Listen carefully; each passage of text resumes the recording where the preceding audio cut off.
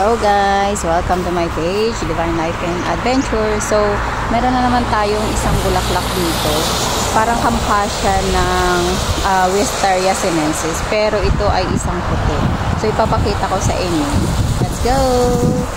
Ito ang Rovenia pseudoacacia. Karaniwang kilala sa katutubong teritoryo nito bilang black locust. Ito ay katutubo sa ilang maliit na lugar ng Estados Unidos, ngunit ito ay malawakang itinanim at naturalisado sa ibang lugar sa North America, Europe, South Africa at Asia, at itinuturing na isang invasive species sa ilang mga lugar tulad ng silangang baybayin ng Australia, kung saan ang cultivar na Frisia or Golden Rovenia ay malawakang itanim bilang isang puno sa kalye bago nauri bilang isang damo. Ang isa pang karaniwang pangalan ay false acacia, isang literal na pagsasalin ng partikular na pangalan sa Greek. Ibig sabihin peke o huwad at acacia. Sa Europa, ito ay madalas na itinatanim sa kahabaan ng mga kalye, sa mga parke, lalo na sa malalaking lungsod, dahil ito ay mahusay na kinokonsente ang polusyon. Ang black locust ay isang pangunahing halaman ng pulot sa silangang US at itinanim sa mga bansang Europeo. Salamat sa panonood at suporta. God bless!